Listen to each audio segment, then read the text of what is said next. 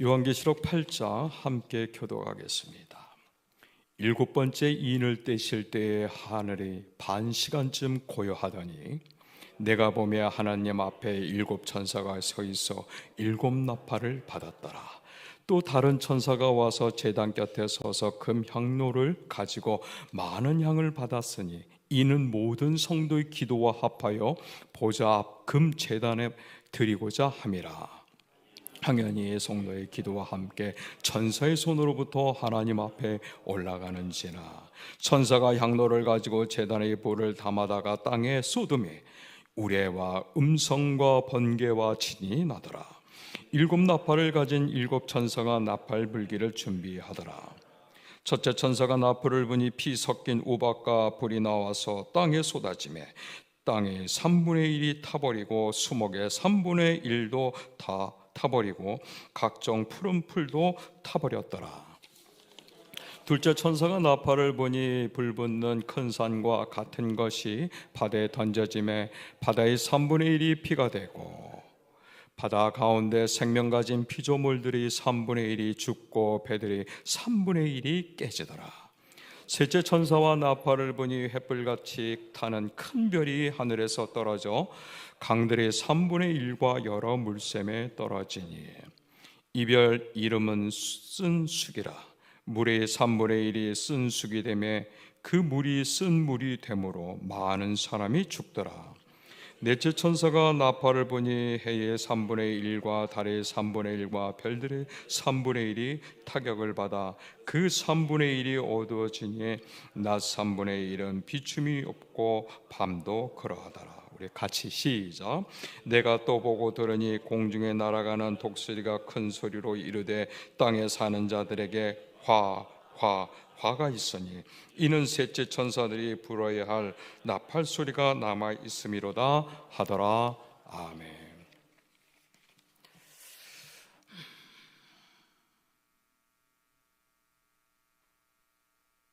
네, 감사합니다. 이렇게 제가 우리 성도님들을 보니까 참 하나님은 역시 하나님의 은혜를 사모하는 자들에게 특별한 마음을 주심을 다시 한번 목도하게 됩니다. 정말 신실하신 하나님이십니다. 여기 계신 모든 분들은 누구보다도 하나님을 제일 사랑하고 그래서 하나님 은혜 없이는 살 수 없고 그러므로 말미암아 오늘도 그 사명의 지킴을 주님의 이름으로 축복합니다. 그 연휴 동안 어떻게 지내셨어요? 저도 가족들과 함께 점점 갈수록 색다른 추석을 보내고 있습니다. 그전에는 몰랐던 추석들을 이제는 시대가 그런가요? 명절로서 점점 이 가족들이 같이 모이는 그런 집이 아니라 다른 곳에 장소에서 또 하루를 보내도 그런 의미 있는 하루를 보내게 되는데 그런 생각이 듭니다. 그런데 가족들이 제일 많이 모이면서도 저는 오직 한 사람만 제 눈에 들어와요. 그분이 누굴까요? 그래요. 이제 홀로 남으신 어머니 한 분이 제 눈에 들어옵니다. 그러면서 이전에는 제가 느끼지 못했던 늘 항상 움직일 때마다 말썽을 피워서 어머니 아버지가 얼마나 속상했을까 자식들을 보면서 그런 생각을 하는 그런 연배가 된 것 같습니다. 그러면서 제가 느끼는 게 어머니 마음을 헤아리는 거 보니까 너도 이제 철 들어가는구나 하는 생각이 들었습니다. 그렇습니다. 요즘 세태를 보면 참 혼란한 것들이 너무 많아요. 우리나라가 잘 산다고 하지만 정작 이 사회의 면을 이렇게 열어보면 참 일어나서는 안 될 일들이 자꾸만 곳곳에서 일어나는 현상들을 봅니다. 우리 사회만 그런 것 같지 않습니다. 미국, 유럽, 전 세계가 지금 이렇게 흔들리고 있습니다. 이것을 우리는 흔들리는 세상이죠. 흔들리는 세상 속에 있다 보니까 타고 있는 수레가 그래서 그런지 몰라도 우리의 믿음도 더 견고해져야 되는데 왜 이렇게 흔들리는지요. 그러다 보니까 오늘 요한계시록 8장을 묵상하다 보니까 딱 한 분이 떠올라요. 바로 하나님의 마음입니다. 그래서 이 흔들리는 세상 속에서 흔들리는 믿음을 갖고 있는 하나님의 백성을 보면서 과연 하나님은 어떤 마음을 갖고 계실까? 그래서 저는 오늘 요한계시록 8장을 뽑고 더디 노하시는 하나님의 마음이라는 제목으로 함께 오늘 본문을 열어볼까 합니다. 더디 노하시는, 참 성경에 하나님의 심판이 있을 때 꼭 이런 문구가 나와요. 더디 노하시는. 그래서 제가 한번 찾아봤더니 요나가 그렇더라고요. 요나 4장 이전에 더디 노하시는 하나님이라는 글이 있어요. 그 왜 너 더디 노하시나 했더니 이 글을 쓰기 전에 요나는 어떤 상황이냐면 느니웨에 있는 백성들은 정말 이 이스라엘 백성들을 핍박을 했거든요. 그러니까 하나님이 진노하시겠다니까 가서 회개케 하라고 했더니 잘 됐다고 하면서 다시스로 가야 될 배를 안 탑니다. 그러나 결국은 하나님께서 이에게 큰 물고기 사건을 통해서 결국은 느니웨에 가서 그 백성들에게 하나님의 진노를 선포합니다. 그러면 회개하지 않아야 되는데 오히려 이들이 정말 생각하지 않았던 회개를 통해서 하나님의 진노가 보류가 됩니다.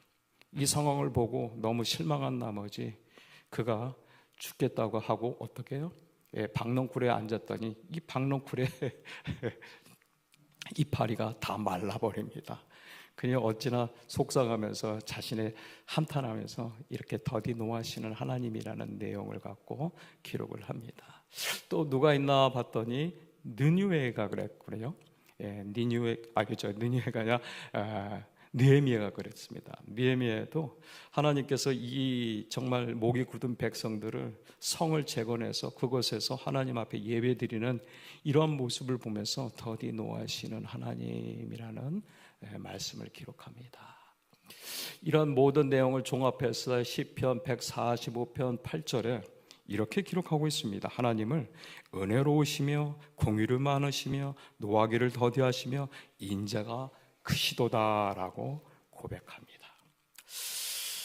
이제 벌써 오늘이 3일째죠. 계속 그 말씀 속에 계속 심판, 우리가 일상에서 참 없어야 할 상황들을 성경에 기록하고 있습니다. 그래서 아침 새벽에 이 말씀을 묵상하면서 우리 성도님들이 마음이 무거우면서도 설교자는 그런 하나님의 진노 가운데 숨겨져 있는 하나님의 마음을 아마 이렇게 감추었던 보물을 열어주셨을 거예요. 그러니까 우리의 눈도 심판에 두는 것이 아니라 이 심판을 우리에게 허락하실 수밖에 없는 아버지의 마음, 그 아버지의 마음을 초점을 두시기 바랍니다.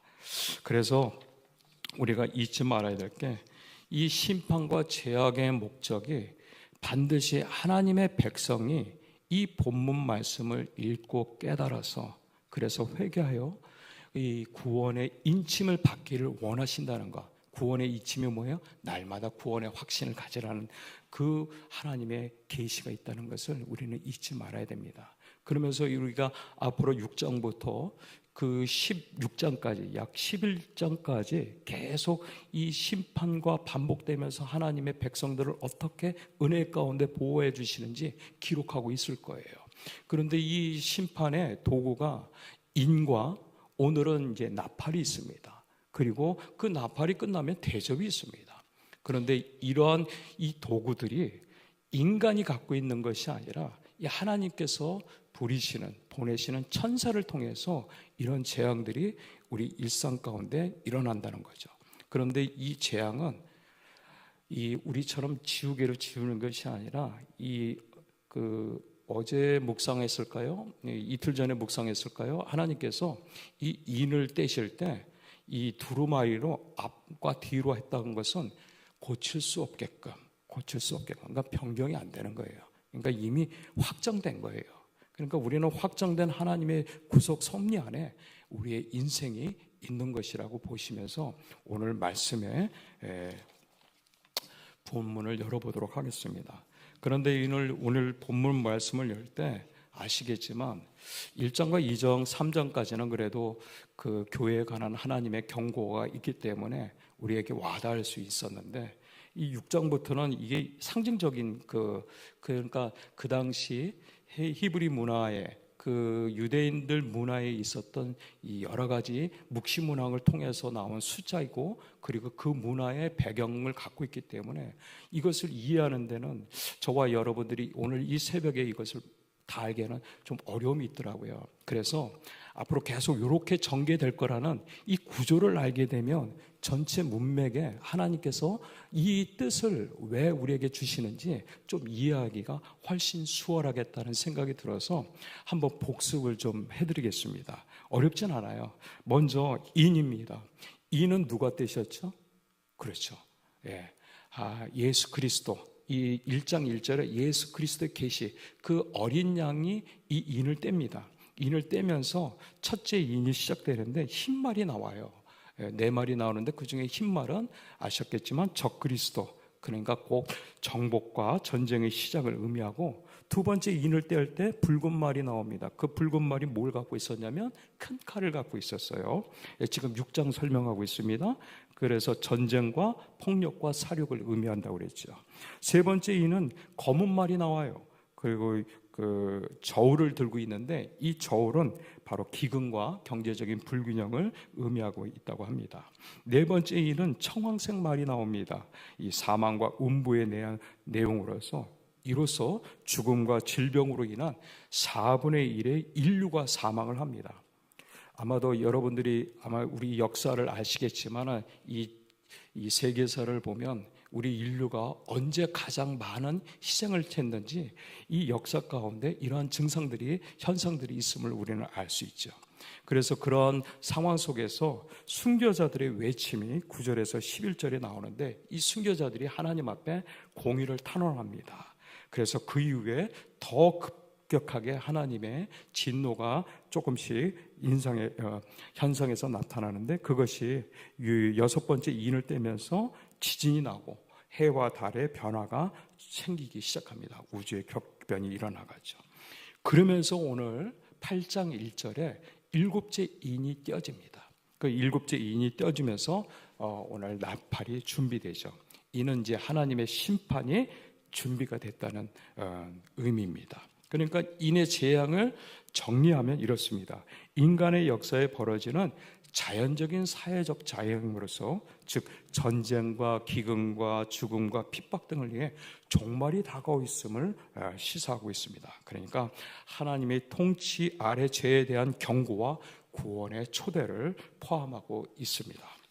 자, 그렇다면 오늘 8장부터 11장까지는 나팔에 대한 심판이 있을 겁니다. 여러분들 구약 성경에 나팔은 어떤 의미가 있죠? 전쟁을 할 때 나팔을 부르셨죠. 또 모이기 할 때, 예배를 드릴 때 나팔을 불고, 경고할 때 나팔을 불고, 이렇게 뭔가 우리 안에서 정말 그냥 두면 안 될 정도로 하나님의 다급함이 있을 때 너희들 빨리 조심해라는 경고의 메시지로 나팔을 의미를 보냈는데, 그런 의미로 한번 우리가 보도록 하겠습니다. 먼저 첫째 나팔은 8장 7절부터 시작이 됩니다. 그 나팔을, 첫 번째 나팔을 불자 우박과 불이 나무와 풀에 떨어져요.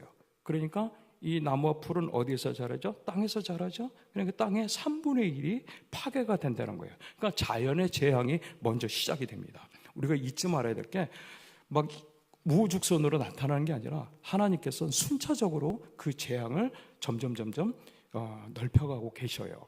두 번째 나팔을 붑니다. 불붙는 산이 바다에 떨어진대요. 8절 9절. 불붙는 산, 꼭 화산을 아마 연상하면 될 것 같습니다. 그 화산재가 바다의 3분의 1을 죽게 되고 선박이 파괴돼서 해양의 재앙이 일어나고 있답니다. 다음에 세 번째 나팔은 쑥별이에요. 쑥별이 강과 산을 떨어진대요. 그러니까 여러분들 요 사이 계속 떨어지는 헬리에성, 우주, 우리 지구 밖에는 벌써 그 인공위성이 많이 떠 있다고 그러는데, 어쨌든 그런 해성들이 물 위에 떨어졌는데 그 물이 우리가 마시는 물을 오염시켜서 바로 식수의 3분의 1을 오염을 시킨답니다. 그리고 오늘 읽었던 8장 12절에 바로 해와 달과 별이 3분의 1이 어두워진답니다. 이것은 빛의 3분의 1이 소멸되는데 곧 우주 질서의 혼란을 얘기하죠. 오늘 여기까지. 그러나 다섯 번째 나팔은 미리 말씀을 예고드리면 무저경의 황충, 그러니까 그 땅 속에 있었던 그 메뚜기 같은 그런 종류가 바로 사람들을 5개월 동안 괴롭힌대요. 그러니까 식량들이 없겠죠.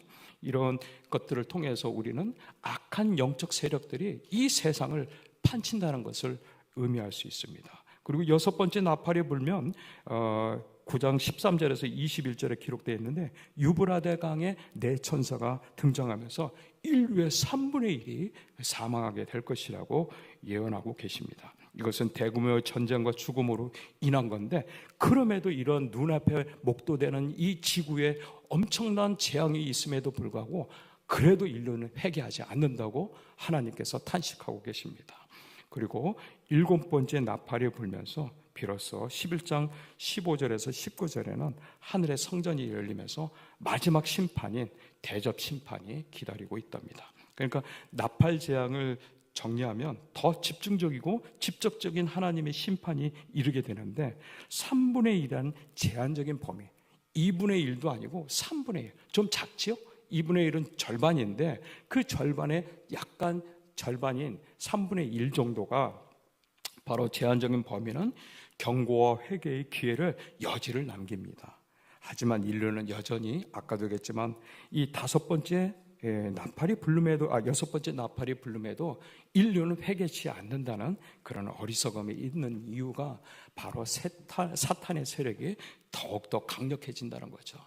사탄의 세력이 더욱 강력해진다는 것은 어떤 얘기를 의미한가요? 사탄의 유혹과 미혹과 핍박이 더 가면 갈수록 더 강력해지는 것을 느낄 수 있습니다. 시대가 어디 때인지는 모르겠습니다만 분명히 우리 사회에서 이런 형상들이 더 많이 자주 목격하게 될 것을 불보듯 뻔한 사실입니다. 그렇다면 오늘 이러한 내용들을 갖고 우리는 이 하나님께서 2000년 세대를 살고 있는 이 세대에게 과연 이 말씀은 우리에게 어떤 영적 메시지를 주는지, 이 인과 그리고 나팔과 대접을 조금 요약을 해볼게요. 그러면 요약을 하게 되면 앞으로 하나님께서 우리에게, 인류에게 주시는 이 심판에 어떤 하나님의 마음이 있는지 여러분들이 좀 더 정리하기 쉬울 겁니다. 정리해봤는데 이렇습니다. 인재앙은 6장에서 7장까지 기록되어 있는데 심판의 범위가 4분의 1이에요. 요만큼 4분의 1. 그런데 이 목적은 바로 심판의 서곡, 그러니까 이러한 심판을 앞으로 하나님께서 너희를 위해서 그 하나님의 순종하지 않는 인류의 범죄를 향해서, 죄악을 향해서 이렇게 준비했다고 하는 그런 경고의 메시지입니다. 특징은 인간적인 재앙으로서 전쟁과 기근이 우리 안에서 목도될 것이라고 기록하고 있습니다. 그러니까 이것을 요약하면 인간의 역사에 벌어지는 재앙들을 통해 종말이 올 것이라는 것을 하나님께서는 말씀하고 계신 거죠. 다음에 8장부터 11장까지는 나팔 재앙이 일어날 겁니다. 그러니까 이 재앙의 범위는 아까보다 조금 더 넓어졌어요. 4분의 1이 아니라 이제 3분의 1로 넓혀졌어요. 그러면서 이 목적은 아까보다는 인의 심판보다는 강한 경고와 그리고 부분적으로 심판합니다.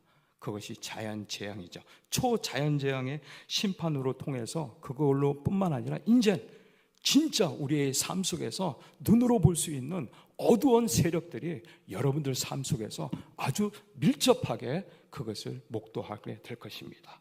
그래서 점점 심화되는 재앙으로 회개를 촉구하지만 인류는 어떻게?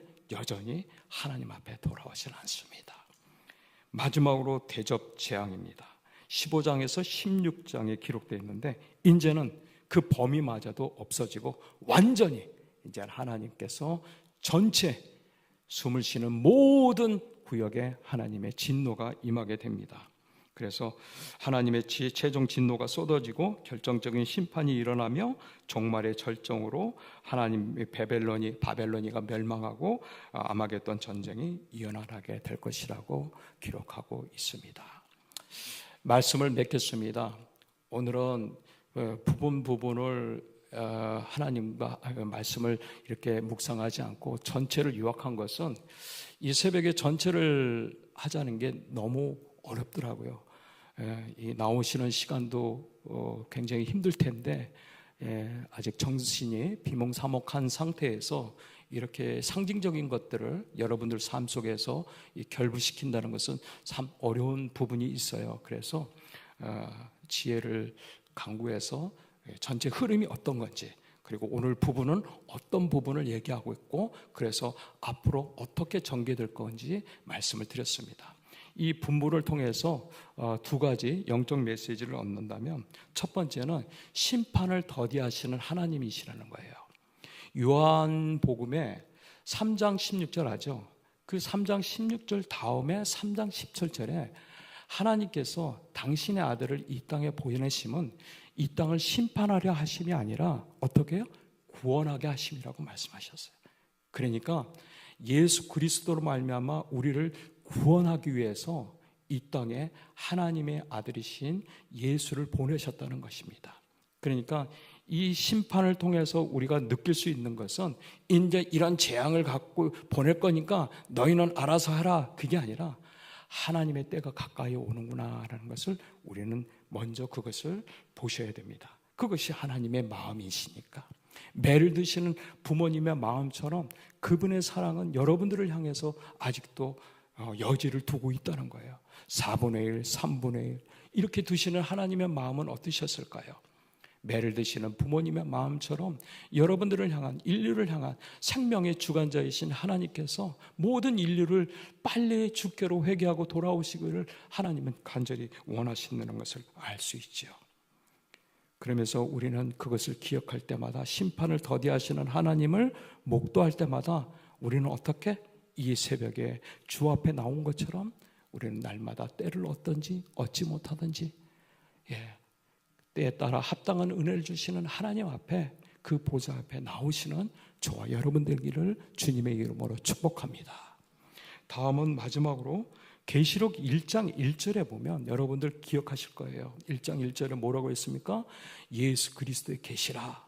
그러면서 그 다음에 반드시 속히 일어날 일들이에요. 반드시 속히 일어날 일들. 이 시간적인 개념은 하나님의 관점에서 말씀하셨어요. 그러니까 우리는 몰라요.